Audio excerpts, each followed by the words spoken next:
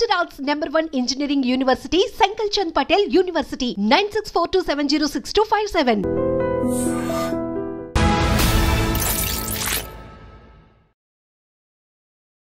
అందరికీ నమస్కారం. నేను Swaroopa Putlapalli. Welcome to trending topic. America వెళ్లే వారి కళ గ్రీన్ కార్డ్ సాధించడం.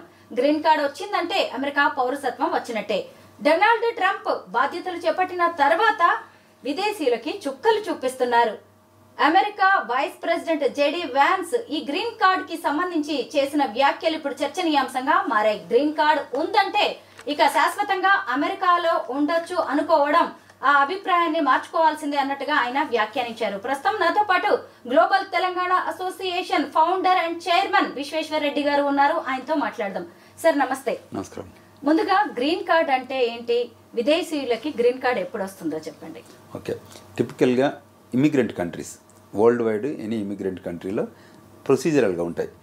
ఎట్లా ఉంటాయంటే ఎంప్లాయ్మెంట్ వర్క్ పర్మిట్స్, తర్వాత ఎడ్యుకేషనల్ వీసాస్, తర్వాత ఈ కంట్రీకి వేరియస్ డిప్లొమాటిక్ కానీ ఎక్స్చేంజింగ్ ఆఫ్ నాలెడ్జ్ కోసం కానీ వేరియస్ వీసా టైప్స్ ఉంటాయి. బట్ కొన్ని ఏదైతే వర్క్ పర్మిట్ ఇస్తారో అక్కడికి వెళ్ళాక వర్క్ చేస్తున్నప్పుడు దాన్ని టెంపరరీ అంటారు. టెంపరరీ తర్వాత వాళ్ళని పర్మనెంట్ చేయాలి. ఎవెన్చువల్గా పర్మనెంట్ చేస్తుంది. మనం ఇప్పుడు అమెరికాని తీసుకుంటే మన వాళ్ళు ఎక్కువ మెజారిటీ F1 వీసా మీద స్టూడెంట్కి వెళ్తారు. దాని తర్వాత వాళ్ళు మెల్లిగా they will convert into H1B. OPT time అయిపోయాక లాటరీలో H1 వస్తుంది. H1 6 years ఉన్న టైంలో they are eligible to apply for green card. ఇది ఎంప్లాయ్మెంట్ గ్రీన్ కార్డ్ అంటారు. ఎంప్లాయ్మెంట్ గ్రీన్ కార్డ్ కాకుండా America various types of green cards కూడా ఇస్తాయి. So temporary visas, permanent visas. Green కార్డులోనే పర్మనెంట్ వీసాస్ అని కూడా అంటారు. సో అందులో ఫ్యామిలీ బేస్డ్ గ్రీన్ కార్డ్స్ ఉంటాయి. ఎగ్జాంపుల్ ఒక అమెరికన్ సిటిజన్ ఎవరినైనా పెళ్లి చేసుకుంటే, ఎనీబడి నాన్ యూఎస్ సిటిజన్ పెళ్లి చేసుకుంటే దాన్ని ఫ్యామిలీ బేస్డ్ గ్రీన్ కార్డ్ అంటారు. అది టిపికల్గా అమెరికాలో అడ్జస్ట్మెంట్ ఆఫ్ స్టేటస్ చేయవచ్చు, లేదంటే ఫారెన్ నేషనల్ అంటే వేరే కంట్రీలో వెళ్ళి పెళ్లి చేసుకొని వస్తే తీసుకురావడానికి దానికి కాన్సులర్ ప్రాసెస్ మెథడ్లో తీసుకొస్తారు. సో ఇక్కడ I-130 మ్యారేజ్ బేస్డ్ ఫైల్ చేసి, అంటే ఫ్యామిలీ ఏలియన్ రిలేటివ్ ఫైల్ చేసిన తర్వాత ఎవెన్చువల్గా నెక్స్ట్ అడ్జస్ట్మెంట్ ఆఫ్ స్టేటస్, కంట్రీలో ఉంటే అడ్జస్ట్మెంట్ ఆఫ్ స్టేటస్ చేస్తారు, కంట్రీ లేకపోతే బయట ఉంటే కాన్సులర్ ప్రాసెస్ రూపకంగా తీసుకొస్తారు. ఇండియాలో majority of the family based green కార్డులు ముంబై కాన్సులేట్ని వాడుతుంటారు. సో అందులో అదేవిధంగా ఎంప్లాయ్మెంట్ ఉంటుంది. అంటే మెజారిటీగా మన ఐటీ ప్రొఫెషనల్స్ అంతా ఎంప్లాయ్మెంట్ గ్రీన్ కార్డ్ వస్తుంది. సో H1 డ్యూరింగ్గా ఉన్నప్పుడు ఒక పర్మ్, అంటే అక్కడ ఉన్న టెక్నాలజీలో కానివ్వండి, వేరియస్ స్కిల్డ్ లేబర్ ఏరియాలో కానీ మాకు ఈ పీపుల్ లేరు, సో అందువల్ల మీరు అప్లై చేసుకోవచ్చు అని ఒక ఎలిజిబిలిటీ ఇస్తారు. సో మన వాళ్ళు టిపికల్ మనకి H1 కాబట్టి చెప్తే ఈజీగా అర్థమవుతుంది కాబట్టి, సో H1 వాళ్ళకి ఏం చేస్తారంటే ఒక పర్మ్ ప్రాసెస్ ఉంటుంది. అది ఒక 3 step ప్రాసెస్ గ్రీన్ కార్డ్ ఇవ్వడం అనేది. సో పర్మ్ అంటే అది డిపార్ట్మెంట్ ఆఫ్ లేబర్తోని ఒక ప్రొసీజరల్గా వాళ్ళ నోటిఫికేషన్ వేయించి అక్కడ అమెరికన్ ఎంప్లాయ్మెంట్ ఈ పర్టికులర్ స్కిల్ ఏరియాలో, ఇప్పుడు జావా ప్రోగ్రామింగో ఇంకేదన్నా ప్రోగ్రామింగ్స్ టెక్నాలజీ సైడ్ అక్కడ లేరు రిసోర్సెస్, ఈ పర్సనే తప్పకుండా మ్యాచ్ అవుతారు అని చెప్పేసి వాళ్ళ రిక్వైర్మెంట్కి, ఆ కంపెనీ రిక్వైర్మెంట్ మ్యాచ్ అవుతారని చెప్పి పర్మ్ త్రూ పర్మ్ సిస్టమ్ ద్వారా డిపార్ట్మెంట్ ఆఫ్ లేబర్ ద్వారా స్టెప్ 1 కంప్లీట్ చేస్తారు. నెక్స్ట్ వచ్చేసి స్టెప్ 2లో I-140 అంటారు. అంటే ఇదేంటంటే USCIS, ఇది డిపార్ట్మెంట్ ఆఫ్ లేబర్ అయితే అది డిపార్ట్మెంట్ ఆఫ్ స్టేట్ నుంచి వచ్చిన USCIS ద్వారా చేస్తారు. USCISలో ఏం చెప్తారంటే ఆ 140లో ఈ పర్మనెంట్ ఎంప్లాయ్మెంట్కి their residentship can be permanently give them అనే పెడతారు. 140 అప్రూవ్ అయ్యాక adjustment of status within the country 485 రూపకంగా చేస్తారు. ఇవన్నీ యూజువల్గా ఫార్మ్స్ అన్నట్టు. I-140 is a form, 485 form. PERM అనేది అయితే department of labour process. So ఇది ఎంప్లాయ్మెంట్ సైడ్ ప్రొసీజర్. సో ఇందులో ఇష్యూస్ ఉంటాయి, దాన్ని మళ్ళీ అడ్రస్ చేస్తుంటాము. అయితే ఇది టెక్నాలజీకే కాకుండా, సివిల్కే కాకుండా, డాక్టర్స్కే కాకుండా వేరియస్ పీపుల్కి ఇది ఉంటుంది. ఇది కాకుండా డైవర్సిటీ వీసాస్ అని ఉంటాయి. డైవర్సిటీ వీసాస్ కూడా వరల్డ్ వైడ్ సమ్ కంట్రీస్కి వాళ్ళకి లెస్ ప్రజెన్స్ ఉన్న కంట్రీస్, అమెరికాలో ఇప్పుడు ఇండియా, చైనా, మెక్సికో వాళ్ళకి ఉండవు. ఎందుకంటే because they are already they are in various visas, various green card types. వీళ్ళకి డిలే ఉంది. ఇప్పుడు గ్రీన్ కార్డులు ఇవ్వడానికి డిలే ప్రాసెస్ లేదు. మెజారిటీ ఆఫ్ ఇండియన్స్ కూడా డిలే ఉంది. తర్వాత ఇంకొక మెథడ్ ఏంటంటే EB-5 అని మీరు వినుంటారు. It is an investor based green cards. అది కూడా so a person who can invest in regional centre. అమెరికాలో ఎక్కడైతే 10 ఎంప్లాయ్మెంట్ క్రియేట్ చేస్తారో దాన్ని రీజనల్ సెంటర్ అంటారు. అక్కడ వెళ్ళి వాళ్ళు రీజనల్ సెంటర్లో ఇన్వెస్ట్ చేస్తే దాన్ని EB-5 కేటగిరీ కింద వాళ్ళకి ఫ్యామిలీకి మొత్తానికి గ్రీన్ కార్డ్ ఇస్తారు. దట్ ఈస్ ఆల్సో సమ్ ప్రొసీజరల్గా.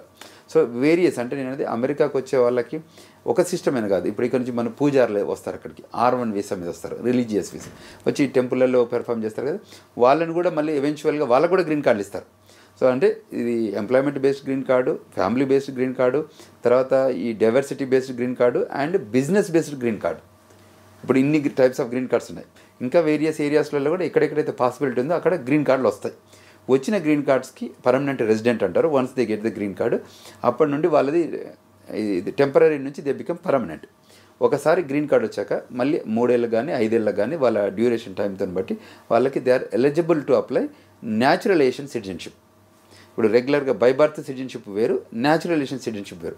సో ఈ ప్రొసీజర్గా మనం అప్లై చేస్తే దానికి ఒక 1 year అట్లా 8 months to 1 year వేరియస్ సిటీస్ని బట్టి కొన్ని జియోగ్రఫికల్గా అమెరికాలోనే జియోగ్రఫికల్గా ఉండి service centre volume of the కేసెస్ని బట్టి కొందరికి 6 months రావచ్చు, కొందరికి 1 year రావచ్చు, కొందరికి 1.5 years రావచ్చు. ఈ ప్రాసెస్లో ఈ గ్రీన్ కార్డు టు సిటిజన్షిప్కి వచ్చే దానిలో they do number of background checks. ఎందుకంటే once they give the citizenship అది చాలా కాంప్లెక్స్ కాబట్టి ఇంటర్వ్యూయింగ్ ప్రాసెస్ ఉంటుంది సిటిజన్షిప్కి ఇచ్చే ముందు. దానికంటే ముందు ఎకనామిక్గా చెక్ చేస్తారు, ఫైనాన్షియల్గా చెక్ చేస్తారు, అదేవిధంగా క్రిమినల్ ఇంటెంట్ ఉందో చెక్ చేస్తారు. గ్రీన్ కార్డ్ టైంలో వాళ్ళకి ఇమిగ్రేషన్ ఇష్యూస్లో ఏమైనా ఉన్నాయో చెక్ చేస్తారు. వాళ్ళకి బ్లడ్ వర్క్ చేపిస్తారు, ఫింగర్ ప్రింటింగ్ చెక్ చేసుకుంటారు. ఇవన్నీ చేపించాక యూఎస్ సిటిజన్షిప్ ఇస్తారు. సో టిపికల్గా ఇట్స్ అ ప్రొసీజర్. H1 అయినా గ్రీన్ కార్డ్ అయినా న్యాచురలైజేషన్ సిటిజన్ అయినా కంట్రీ బయటికి వెళ్ళి లోపలికి వస్తుంటే వాళ్ళు ఇంటర్వ్యూ చేస్తారు. టిపికల్గా సిబిపి ఆఫీసర్ అంటారు, customs and border protection officer. ఆ పోర్ట్ ఆఫ్ ఎంట్రీలో ఫ్లైట్ దిగేసి వచ్చేసరికి మనకి విండో ఉంటుంది కదా, విండో దగ్గర వాళ్ళని పిలిచి ఇంటర్వ్యూ అడుగుతారు. ఇంటర్వ్యూలో వాళ్ళకి ఏదైనా కన్సర్న్ ఉంది అని అనుకుంటే, అంటే వాళ్ళ క్వశ్చన్ అండ్ ఆన్సర్స్లో జెన్యున్గా ఉండి వాళ్ళకి బ్యాక్గ్రౌండ్ చెక్లో వాళ్ళు వ్యాలిడేట్ అయ్యి బాగుంది అనుకుంటే వాళ్ళని లోపలికి రాణిస్తారు. In case they observe something yellow or red in signals, then టిపికల్గా ఏం చేస్తారు, సెకండరీ ఇన్స్పెక్షన్కి తీసుకెళ్తారు. సెకండరీ ఇన్స్పెక్షన్కి తీసుకెళ్ళి వాళ్ళని ఇంకా మోర్ థరో చెక్స్ చేస్తారు. ఆ థరో చెక్స్లలో వాళ్ళ కంట్రీ ఇంట్రెస్ట్, అంటే national interest, terrorism, national security ఇంట్రెస్ట్లో వయలేషన్స్ ఉంటే, ఇమిగ్రేషన్ వయలేషన్స్ అని ఉంటే, ఎంప్లాయ్మెంట్ వయలేషన్స్ ఏదైనా ఉంటే, కంట్రీలో ఏమైనా క్రిమినల్ ఇంటెంట్ ఉంటే, then they will put them cancellations. అది H1 కానివ్వండి, F1 కానివ్వండి, గ్రీన్ కార్డ్ రిలేటెడ్ కానీ or anything if that related a items ఉన్నా కూడా ఒకవేళ వయలేషన్స్, బిగ్గర్ వయలేషన్స్ ఉంటేనే వాళ్ళని క్యాన్సిల్ చేస్తారు. ఒక ఇమ్మిగ్రెంట్ అమెరికాలో ఎన్ని ఇయర్స్ ఉంటే గ్రీన్ కార్డ్ వస్తుంది? గ్రీన్ కార్డ్ వల్ల బెనిఫిట్స్ ఏంటి? ఇప్పుడున్న కరెంట్ ట్రెండ్లో ఇప్పుడు చాలా ఏళ్ళు అయితే తప్ప ఇండియన్స్కి, మనం ఇండియన్ కాంటెక్స్లో ఆలోచిస్తే అది లాంగ్ టైం ఉంది. 10 ఏళ్ళు పట్టవచ్చు, 15 ఏళ్ళు పట్టవచ్చు. ఎందుకంటే వెయిట్ లిస్ట్ ఎక్కువ ఉంది. ఇప్పుడు మన పాతకాలంలో మనకి ఇక్కడ మనం డిస్ట్రిక్ట్ ఎంప్లాయ్మెంట్ ఆఫీస్లో ఎన్రోల్ చేసి వస్తే ఎలిజిబుల్ ఉన్నప్పుడు మనకి ఎంప్లాయ్మెంట్ లెటర్లు ఎట్లా వస్తాయో, ఇవాళ మనం ప్రయారిటీ డేట్లో రిజిస్టర్ అయి ఉంటే దేనికి ప్రయారిటీ డేట్ కరెంట్ అయినప్పుడు USCIS ఓపెన్ అప్ చేసి ఇస్తుంది. వన్స్ గ్రీన్ కార్డ్ వస్తే సెవరల్ అడ్వాంటేజెస్ ఉన్నాయి. ఎందుకంటే వరల్డ్ వైడ్ ట్రావెల్ చేయడానికి కొన్నిటికి వీసాలు లేకుండా, కొన్నిటికి వీసా అని అరైవల్ ఉండడం, తర్వాత green card, American green card based మీద చాలా కంట్రీస్లలో కూడా దే వెల్కమ్ బిగ్ టైం అన్నట్టు. అంటే టూరిజంకి వెళ్ళినా కానీ, ఎంప్లాయ్మెంట్ రూపకంగా వెళ్ళినా కానీ, విజిటింగ్ రూపకంగా వెళ్ళినా, తర్వాత స్టూడెంట్గా రూపకంగా వెళ్ళినా కానీ American green card they have lot of values. Some of the countries they don't ask visas. Some of the countries వీసాలో ఆన్ అరైవల్ ఇస్తారు. ఈ వీసాస్ వచ్చాయి ఇప్పుడంతా, everything is e visas. So ఆ అడ్వాంటేజ్ ఉంటుంది. అమెరికాలో గ్రీన్ కార్డులో ఉన్న వ్యక్తి ఎవరైనా జాబ్ లూజ్ అయితే వాళ్ళకి ఏంటంటే గవర్నమెంట్ అన్ఎంప్లాయ్మెంట్ బెనిఫిట్ ఇస్తుంది. ఇది H1B వాళ్ళకు ఉండదు. సో గ్రీన్ కార్డ్ నుంచే వాళ్ళు the country own that individual, that beneficiary green card వచ్చాక. అంతకంటే ముందు వాళ్ళు నాన్ ఇమ్మిగ్రెంట్ ఏలియన్ అంటారు.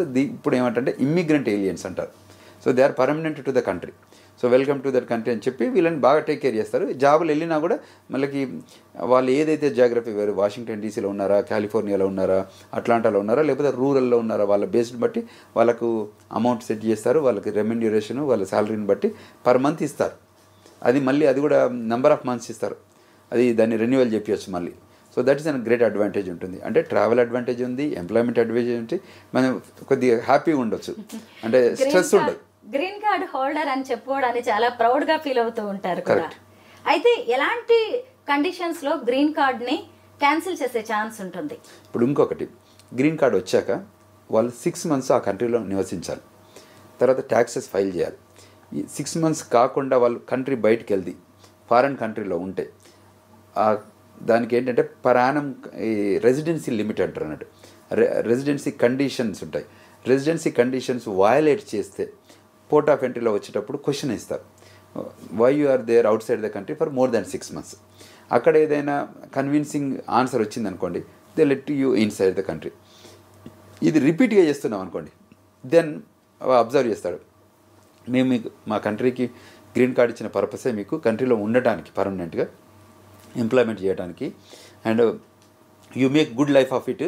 తర్వాత you pay taxes, end of the day the taxes, because you are exemplary skilled worker, you are exemplary beneficiary to the country, benefit to job duties కానీ ఇది ఉంటుంది కాబట్టి మేము పిలిచాము. మళ్ళీ ఇది వయలేషన్ అవుతుంది, ఎందుకంటే మీరు if you are out of the country దీన్ని యూజ్ చేసుకుంటే అంటే మిస్యూజ్ చేస్తున్నట్టు అన్నట్టు.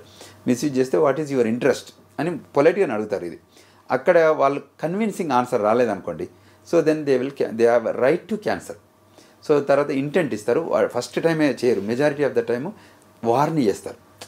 If you do this pattern అంటే ఇట్లా కంటిన్యూగా మీరు కంట్రీ బయట వెళ్ళి మోర్ దాన్ 6 months ఉండడం కానీ, తర్వాత ట్యాక్స్ పే చేయకుండా ఉండడం కానీ, ఇటువంటివి ఉంటే violation of immigration nationality act ఉంటే ఫస్ట్ టైంకు వార్ని చేస్తారు, don't do these kind of things and you know the value of the green card, you should respect the rules and regulations of that green card అని చెప్తారు.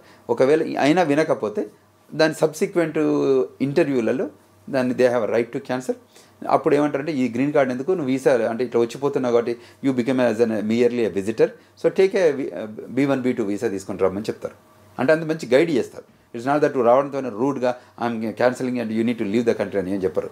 So majority of the time warn చేస్తారు. ఇంకా ఎక్సెప్షనల్గా వాళ్ళకి అక్కడ violation ఉండి ఇప్పుడు foreign కంట్రీకి వెళ్ళి టెర్రరిస్ట్ ట్రైనింగ్ తీసుకొని వస్తుండ్రో, లేకపోతే కంట్రీ సెక్యూరిటీ ఇంట్రెస్ట్కు అగనిస్ట్గా ఫారిన్ కంట్రీలో వర్క్ చేసేయడం కానీ, లేకపోతే హోమ్ ల్యాండ్లో కూడా చేయడం కానీ, that's the reason the department of homeland security వచ్చింది అమెరికాలో, because of all the violations happening related to the national security. So అక్కడ దే డోంట్ కాంప్రమైజ్ అన్నట్టు. ఇటువంటి సిచ్యువేషన్ వచ్చినప్పుడు they have a right to cancel the green card. Green card ఉంది అంటే చాలు హాయిగా లైఫ్ లాంగ్ అమెరికాలో ఉండొచ్చు అని గుండెల మీద చేసుకుని హాయిగా ఉంటూ ఉంటారు చాలా మంది. కానీ ఈ మధ్య America vice president JD Vance చేసిన కామెంట్స్ మీరు చూసి ఉండొచ్చు. అయితే ఆ గ్రీన్ కార్డ్ వచ్చిందంటే ఇక మీదట శాశ్వతంగా అమెరికాలోనే ఉండొచ్చు అనుకోకండి అని ఆయన చెప్పడం వెనక ఉన్న ఉద్దేశం ఏంటి అంటే టిపికల్గా వాళ్ళు ఏంటంటే ముందు ఇన్ఫర్మేషన్ ఇస్తారు, తర్వాత వార్ని చేస్తారు, తర్వాత సీరియస్ ఎగ్జిక్యూట్ చేస్తారు. మొత్తానికి ఏదో సీరియస్గా జరగబోతోంది. అండర్ కవర్లో ఎప్పుడు కంట్రీ సేఫ్టీ సెక్యూరిటీ అనేది ఇంపార్టెంట్. ఆ కంట్రీకి వయలేషన్ చేసే వాళ్ళను 100% వాళ్ళు టాలరేషన్ ఉండదు. ది టాలరెన్స్, జీరో టాలరెన్స్ అంటారు చూడండి, దే విల్ 100% ఎగ్జిక్యూట్. సో దానికంటే ముందు is giving signals, you treat this as a signal, అంతే కదా. ఈ సిగ్నల్స్ బేస్డ్ మీద వాళ్ళను చేయవచ్చు అనేది. So if you understand the signals, కనుసూపులతోనే అర్థం చేసుకుంటే ఎగ్జిక్యూషన్ ఉండదు. So basically green card has the value, so respect that value. As long you respect the value, I don't think is a big issue. But if you don't respect the value, then there is an issue always existing, మీ పక్కనే ఉన్నదని చెప్పడం. మీరు last 25 years నుంచి అమెరికాలో ఉంటున్నారు. Green card కావచ్చు, లేదంటే America policies ఎలా ఉంటాయి, అక్కడ గవర్నమెంట్ డెసిషన్స్ ఎలా ఉంటాయి అనేది మీకు బాగా తెలుసు. సరే, ఈ మధ్య ఒక న్యూస్ వచ్చింది, మీరు చూసే ఉంటారు. ఈ 2 days back green card holder కి ఘోర అవమానం. స్మిత్ అనే వ్యక్తిని చాలాసేపు అక్కడే ఉంచేసి గ్రీన్ కార్డ్ ఉన్నా కానీ బాగా ఇంటరాగేట్ చేశారు. అదొకటి. దాంతోపాటు ఇంకా ఎయిర్పోర్ట్లో ఖచ్చితంగా గ్రీన్ కార్డ్ని సబ్మిట్ చేయాల్సిందే, లేదు అంటే మాత్రం మళ్ళీ క్యాన్సిల్ చేసే ఛాన్స్ ఉంటుంది. ఇలా రకరకాల వార్తలు వస్తున్నాయి గ్రీన్ కార్డ్ బేస్డ్గా. ఇందులో నిజమెంత? ఒకటి అందులో ఎలా ఉంటుందంటే, గ్రీన్ కార్డ్లో ఒకటి గ్లోబల్ ఎంట్రీ అని కూడా ఉంటుంది. I'm green card holder, I'm not citizen of United States. So every 10 yearsకి గ్రీన్ కార్డ్ రెన్యువల్ చేసుకోవచ్చు. The green card every 10 years. తర్వాత ఈ మధ్య గ్లోబల్ ఎంట్రీ అని సెక్యూరిటీ అంటే బ్యాక్గ్రౌండ్ చెక్ చేసి సెక్యూరిటీ పీపుల్ అనుకుంటే వాళ్ళని in and out of the కంట్రీకి టూ మెనీ క్వశ్చన్స్ అడగకుండా, ఈవెన్ కార్డులు అడగకుండా గ్లోబల్ ఎంట్రీ అని ఒకటి కొత్తది వచ్చింది. దీని ఐఎమ్ ఎంటైటిల్ టు దట్, నేను applied it, I got the global entry. So port of ఎంట్రీలో నేను వెళ్ళేటప్పుడు మాకు ఈ గ్లోబల్ ఎంట్రీ ప్రోగ్రామ్ అనే దానికి వేరే లైన్ ఉంటుంది. F1కి నాన్ ఇమిగ్రెంట్ వాళ్ళు వేరే ఉంటుంది, పర్మనెంట్ రెసిడెంట్స్కి వేరే ఉంటుంది, సిటిజన్స్కి వేరే ఉంటుంది. ఈ గ్లోబల్ ఎంట్రీ వాళ్ళకి కూడా దీనికి ఎలిజిబుల్ అయ్యి అప్రూవ్ అయిన గ్లోబల్ ఎంట్రీ వాళ్ళకి కూడా ఉంటుంది. అక్కడికి వెళ్ళి మనల్ని ఒకటి కియాస్కో వస్తుంటాయి, ఇది దాంట్లో పోయి మనం ఫింగర్ ప్రింట్ పెడతాము, లేకపోతే ఐస్తో మెజారిటీ ఐస్తోనే టెస్ట్ చేస్తుంది. అది మ్యాచ్ అయితే దాన్ని గో అని చెప్తుంది. అక్కడ ఆఫీసర్ దగ్గరికి వెళ్తాం. అంతకుముందు పేపర్ ప్రింట్ చేశారు, ఇప్పుడు ఆ పేపర్ కూడా తీసేశారు, టోటల్ డిజిటలైజేషన్ అయిపోయింది. సో అక్కడికి ఇంకా ఏమొచ్చిందంటే ఈ మధ్య ఇంకో యాప్ వచ్చింది. యాప్లో మనమే ఫోటోలు తీసుకోవచ్చు. ఈవెన్ ఆ మెషిన్ కూడా యూజ్ చేయాల్సిన అవసరం లేదు. సో మనం ఫ్లైట్లో అక్కడ ల్యాండ్ అవడంతో ఇమీడియట్గా మనమే 4-5 పిక్చర్లు తీసుకొని ఆ ఫామ్ ఫిల్ చేసి సబ్మిట్ చేస్తే ఆ సిబిపి ఆఫీసర్ దగ్గర మనం వెళ్ళే లోపల ఆయనకు పాపప్ అవుతుంది. అడిగితే ఒక కపుల్ ఆఫ్ క్వశ్చన్స్ అడుగుతారు, అడిగి లోపలికి పంపిస్తారు, రమ్మంటారు. వాళ్ళకి ఏంటంటే టిపికల్గా మనం ఇక్కడ నుంచి ట్రావెల్ చేస్తూ suppose Hyderabad to Dubai to జేఎఫ్కి వెళ్తున్నాం అనుకోండి. దుబాయ్ నుంచి వెళ్తున్నప్పుడు ఏదైతే మన ఫ్లైట్ కంటెంట్ను అమెరికాకు రిసీవ్ చేసుకుంటారు, దాని బ్యాక్గ్రౌండ్ చెక్ చేస్తారు. పోర్ట్ ఆఫ్ ఎంట్రీకి వచ్చేసరికి వాళ్ళకి స్టేటస్ చెక్ చేసి పెట్టుకుంటారు. వీళ్ళు ఇందులో ఎవరైనా క్రిమినల్ ఇంటెంట్ ఉన్నారా, ఎవరైనా టెర్రరిజం యాక్టివిటీస్లో పార్టిసిపేట్ చేసి వచ్చారా, ఏదైతే అమెరికా బ్యాన్ చేసిన కంట్రీలతో అసోసియేషన్స్ ఉన్నాయా, రిలేషన్స్ ఉన్నాయా, ఫోన్లలో మాట్లాడుతున్నారా, అంటే కమ్యూనికేషన్ చేయగలుగుతున్నారా, ఏదైనా వరల్డ్ వైడ్ టెర్రరిస్ట్ ఆర్గనైజేషన్కి డబ్బులు ఇస్తున్నాడా, అంటే వేరియస్ రీజన్స్ మీద పట్టుకుంటారు. ఇన్ కేసు ప్రొటెస్ట్ చేశానా అంటే వాళ్ళ బెస్ట్ ఇంట్రెస్ట్ కంట్రీ సెక్యూరిటీ ఇంట్రెస్టా, లేకపోతే కంట్రీకి అగనెస్ట్గా వాళ్ళు ప్రొటెస్ట్ చేస్తున్నారా. అంటే డెమోక్రసీ పీస్ఫుల్ ఇంట్రెస్ట్ ఒపీనియనైజ్ చేయడంలో ప్రొటెస్ట్ చేయడం తప్పలేదు, కానీ కంట్రీ సెక్యూరిటీకి అగనెస్ట్ మనం ప్రొటెస్ట్ చేస్తున్నాం అనుకోండి, కంట్రీ ఎప్పుడు కూడా యాక్సెప్ట్ చేయదు America. They are very serious on that lines. అందులో వయలేషన్స్ ఎవరు చేసినా వాళ్ళకి ఏ ఇమిగ్రేషన్ స్టేటస్ ఉన్నా వెనకకు పంపించడం అనేది ఫైనల్. సో అక్కడ పంపించే క్రమంలో హ్యూమిలియేషన్స్ జరుగుతాయి, అది టిపికల్ ప్రాసెస్. దాన్ని మనం ఎగ్జాజరేషన్ చేసి చెప్పడమో లేకపోతే ఇంకో రకం జరగడం జరుగుతాయి. ఎందుకంటే సెకండరీ ఇన్స్పెక్షన్ చేసి తీసుకెళ్ళాక వాళ్ళు ఏం చేస్తారనేది వాళ్ళ ఇష్టం. మీకు ఎగ్జాంపుల్ చెప్తున్నాను, మొన్న ఏదైతే కంట్రీ వయలేషన్ చేశారో వాళ్ళని వాళ్ళ కంట్రీలో డ్రాప్ చేయడానికి అమెరికా బయలుదేరింది. సో కొలంబియా కంట్రీ ఏమంది, మేము మా కంట్రీ వస్తే మేము వెల్కమ్ చెప్పము అది అన్నారు. ఓకే, మీరు వెల్కమ్ చెప్పకపోతే మేము గ్వాంటనమో బే తీసుకెళ్తా అన్నారు. అంటే ద ఇంటెన్సిటీ మేమైతే ఉంచుకోము, మేము ఎక్కడ పంపాలో మాకు తెలుసు, మీరు తీసుకుంటే welcome, because they born in your country. So they have every right to go back to the home country. This is called home country advantage. So home కంట్రీకి వెళ్ళాలి. అది కాకుండా ఇంకా మీరు యాక్ట్ చేస్తా అంటే వీ నో ద రూల్స్ కదా. When we're organising things we know the rules, then we know how to execute the things. ఎవరి దేశం వాళ్ళకి వాళ్ళే వద్దు అంటే అమెరికా మాత్రం ఎందుకు ఉంచుకోవాలి? Correct. Who violated, as long as who are having a good skilled labour ఉన్న వాళ్ళని అందరినీ వెల్కమ్ చెప్తున్నాం. కానీ when you violate, how can we keep it?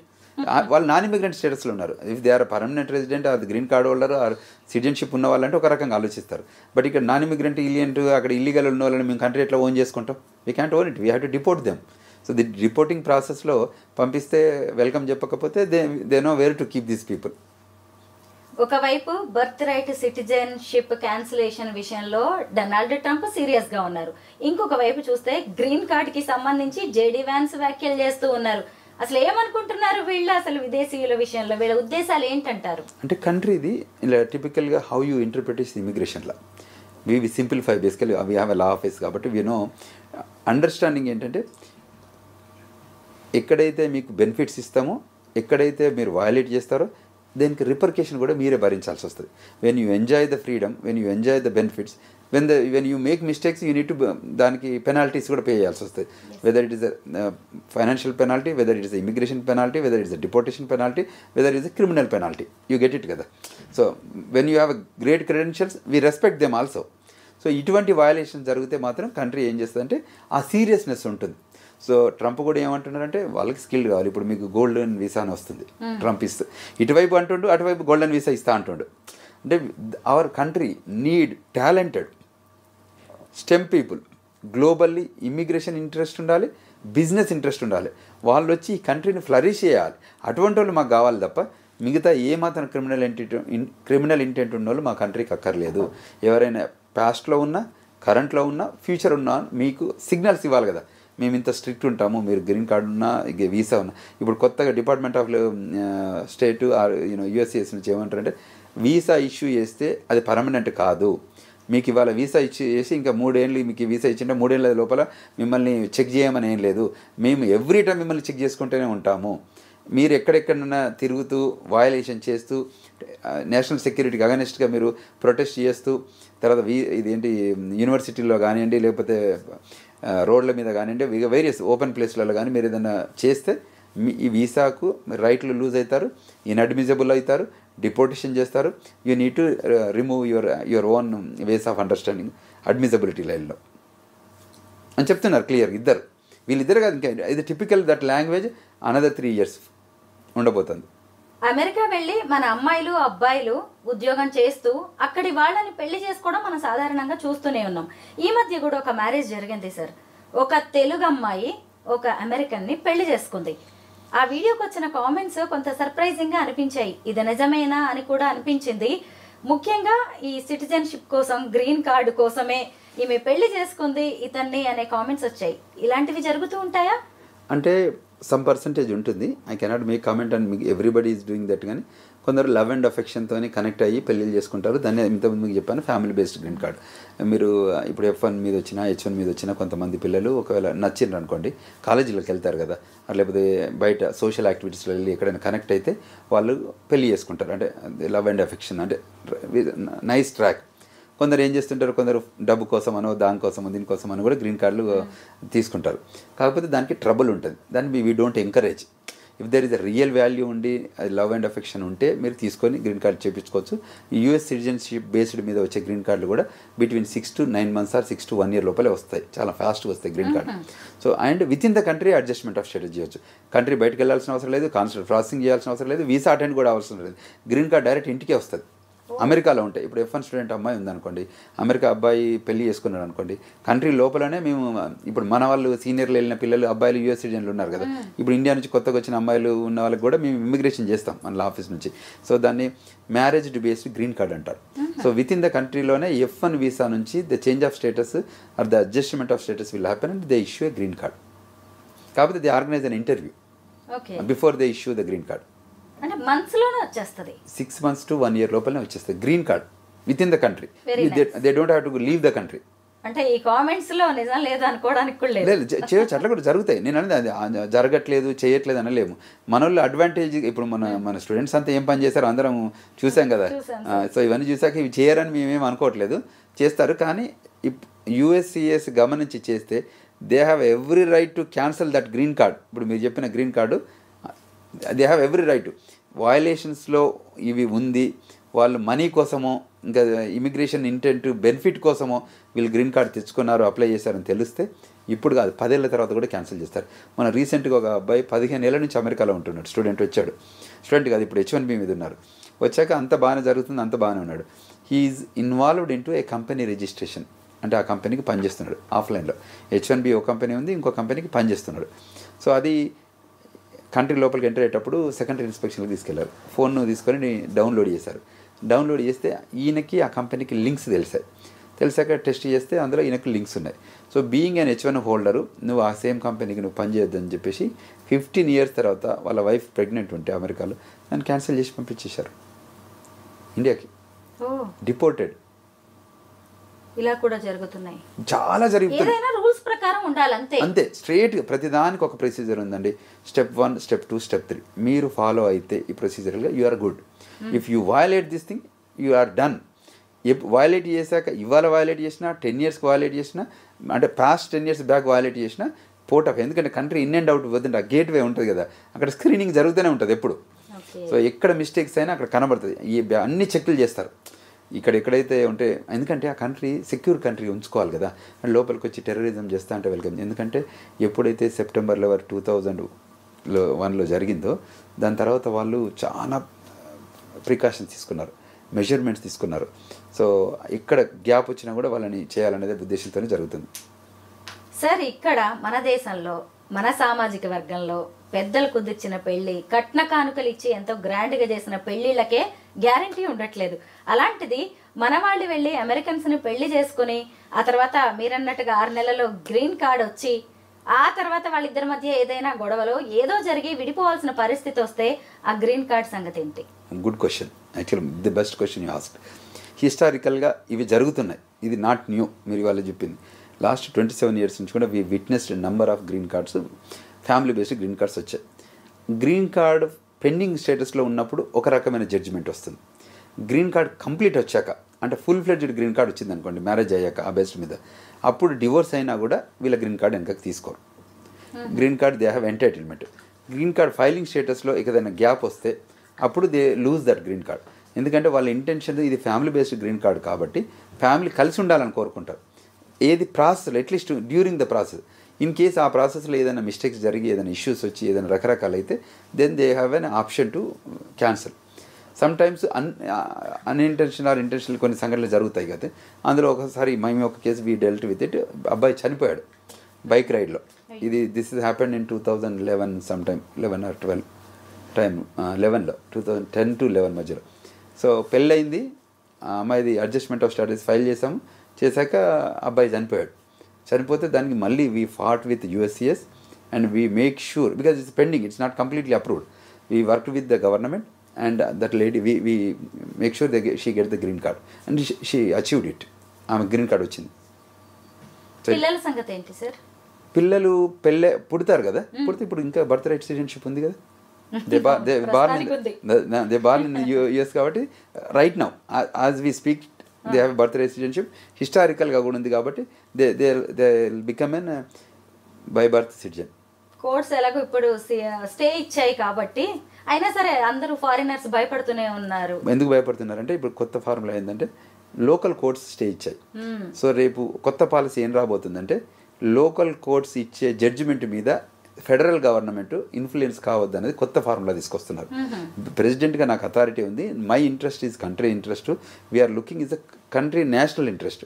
మీరు లోకల్ మీ జడ్జిమెంట్ అంతా స్టేట్ స్పెసిఫిక్. అమెరికా ఎలా ఉంటుందంటే that is the United States of America, India is union states of India. So అమెరికాలో స్టేట్స్కి ఎక్కువ పవర్ ఉంటుంది, ఇండియాలో ఫెడరల్కి ఎక్కువ పవర్ ఉంటుంది. ఇక్కడ ఈ ఇండియన్ కంట్రీలో ఫెడరల్ అంటే సెంట్రల్ గవర్నమెంట్కి ఎక్కువ పవర్ఫుల్ ఉంటుంది, స్టేట్కి తక్కువ ఉంటుంది. State list, federal list, concurrent list అని ఉంటుంది. అందులో మెజారిటీ కంట్రోల్ అంతా ఇండియాలో సెంట్రల్ గవర్నమెంట్ దగ్గర ఉంటుంది. వేరేజ్ అమెరికాలో ఎలా ఉంటుందంటే అన్ని కంట్రీల్లోకి ఒక్కొక్క కంట్రీలోకి స్టేట్లు యాడ్ అయ్యేటప్పుడే రూల్స్ పెట్టుకున్నారు వాళ్ళు. మా ఇష్టం వచ్చినట్టు మేము ఉంటా అంటేనే మీ కంట్రీలో జాయిన్ అవుతామని. అందుకోసం యునైటెడ్ స్టేట్స్ ఆఫ్ అమెరికా అంటారు. సో వాళ్ళు అప్పుడు ఏదైతే రూల్స్ పెట్టుకున్నారో ఆ రూల్స్కి బైండ్ అయి ఉంటేనే మేము అందులో ఉంటాం, లేకపోతే మేము వినాం మీకు అని చెప్పి ఒక ఫార్ములా ఉందన్నట్టు. సో అందులో ఉన్న దానిలో ఏదైనా ఇష్యూస్ ఉంటే వీళ్ళు అడ్రస్ చేస్తారు, state specific laws. But immigration law is the federal law. So మీరు ఫెడరల్ లా దానిలో మీరు స్టేట్ వాళ్ళు ఇన్వాల్వ్ అయితే ఎలా ఉంటుంది, అది కరెక్ట్ కాదు అని చెప్పేసి ఇప్పుడు మనకు వైట్ హౌస్ వాళ్ళు కానీ లేకపోతే ఫెడరల్ డిపార్ట్మెంట్స్ కానీ మాట్లాడుతున్నాయి. మీరు స్టేట్ ఆబ్జెక్ట్ చేస్తే మేము ఫెడరల్ డెసిషన్ ఎట్లా ఆపుతాం? బికాజ్ ఇప్పుడు ఫ్యామిలీలా, రియల్ ఎస్టేట్లా, ట్యాక్సేషన్స్, కొన్ని ఇన్కార్పొరేషన్లా, ఇవన్నీ ఏంటంటే స్టేట్ స్పెసిఫిక్ లాస్.